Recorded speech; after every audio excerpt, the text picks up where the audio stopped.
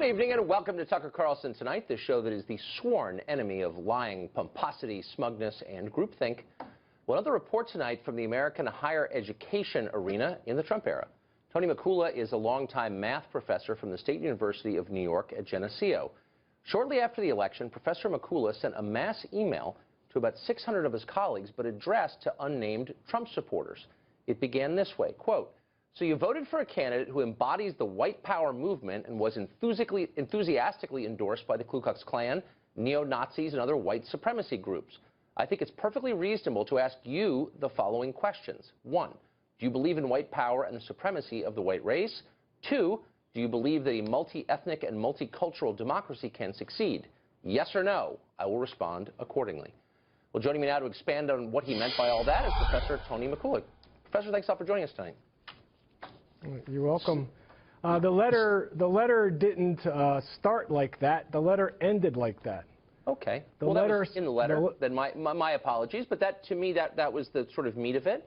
And let me ask you this: No. I watched the campaign pretty closely. Actually, the meat of it was the concept of civic responsibility. Okay. Well, I'll ask you about that in just a minute. Let me get to your allegation that Trump embodies white supremacy and white power. I watched the campaign pretty closely. I never heard Trump say anything about white power or even allude to white power. I'm not sure I know what white power is. What did you mean when you wrote that? Well, let me give you again the beginning of the letter, and then I can expound on that after that. So the reason why I wrote the letter is that silence in the face of civic irresponsibility is civically irresponsible, and I think casting a vote for a candidate who doesn't embody the ideals of the preamble of the Constitution, nor exhibits the values required of honesty, tolerance, equal protection, and respect, those values that are required to sustain those ideals, in my opinion, casting such a vote is civically irresponsible. So you believe it's irresponsible to cast a vote for someone you disagree with, is what you're saying. Why can't it just be wrong? Why can't you just disagree? Why does it have to be irresponsible for someone to disagree with you? It's irresponsible because we are charged to support the values of our Constitution. And one of the values, or one of the main points in the preamble is domestic tranquility. And that's the point where we get to white power. Okay. So, I mean, Donald Trump has retweeted white supremacist over 75 times. He's had opportunities to come right out and refute the support he's been given. He was just in North Carolina, and 2 days before he was in North Carolina, the KKK had a parade in his honor, and he said nothing about it. He hasn't taken opportunities. Okay, I get it. So you're saying that bad people support him, and he hasn't disavowed them. That we used to call that McCarthyism, the idea that people were responsible for the endorsement of others or the physical proximity to others. I mean, if Kim Jong-un came out and endorsed you, you wouldn't be responsible for his regime, would you? If some campus shooter took your class, you wouldn't be responsible for the murders. That's an unfair standard, isn't it? Shouldn't we judge people by what they say? I mean, he had a year talking in public. Did he say anything to endorse white power, or didn't he?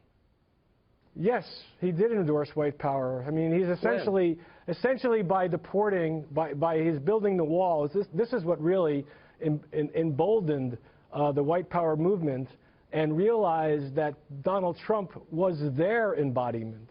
They got excited when he decided to label all Mexicans as rapists and said he was going to build a wall. That's when they really felt like they had a champion. Now, you're a math professor, so presumably you deal in logic and linear thought, one leading to the next. You're saying that building a wall is prima facie evidence of white supremacy? Is that what you're saying? I just want to make sure I understand you. No, I'm not saying that. I'm not saying that at all. I'm saying it's just one thing. I'm asking you, look, you say that he embodies the values of white power. You're holding him responsible for the views of people he has disavowed and hasn't supported. And I'm asking you, can you name anything he has said that endorses the concept of white power? And you can't, can you? Yes, I can. Yes, I can.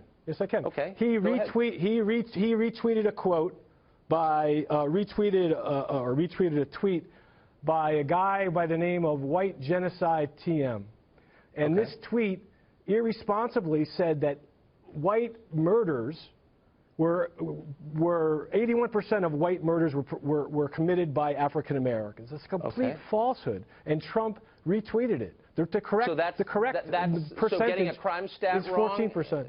Retweeting some creepy guy. And by the way, I don't think he should be tweeting in the first place. I'm not defending the guy's tweeting. I'm just saying retweeting a crime stat that's wrong is evidence of white supremacy. I mean, that's not a real argument, Professor. I didn't call Trump a white supremacist. I said that he embodies their movement. Okay. That's what I said, and he does. And they actually claim him as their leader. Right. Okay. I get it. So I just want to know, and this is a subject of fascination for me. You live in the university world. Presumably, you have tenure. You've been there over 20 years. You get a guaranteed income, and you live in this little world. What would happen if Hold on a second. One second. Let me finish my question. What would happen if one of your colleagues sent out a mass email calling Black Lives Matter racist? They've actually excluded non-whites from their meetings. Trump has never excluded people who aren't white from his. They've excluded non-blacks, rather. And if someone said they're racist, do you think the university would really kind of stand back and say that's free speech? Or would there be consequences from the employer? There would be, wouldn't there? I never called anyone a racist. I didn't make any assertions. No, I didn't make. Don't you know the difference between an assertion and a question? No, I know what a weaselly inference is, and if you say the guy's responsible for the ugly views of people who support him, even though he's never articulated that views, you're inferring that he believes them. You say he's, quote, the embodiment of white power. You're calling him a bigot. Don't pretend, just say it out loud. Be a man about it. You saying he's a bigot, that's fine. I'm asking you to back it up. I am, and I did back it up, okay? And I did back it up. He retweeted some phony crime statistic? I mean, that's white power 2016? Are you serious? I mean, look, you don't have to like Trump. I'm not saying he should. He's done many other things other than just retweet things. Okay, well, I just gave you 7 minutes, and you haven't told me what they are. So, unfortunately, we're out of time. I wanted you to come forward and put some data behind this accusation that I'm hearing every single day, but you couldn't. So maybe I'll get another professor who's done his homework. Thanks a lot, Professor. Good to see you.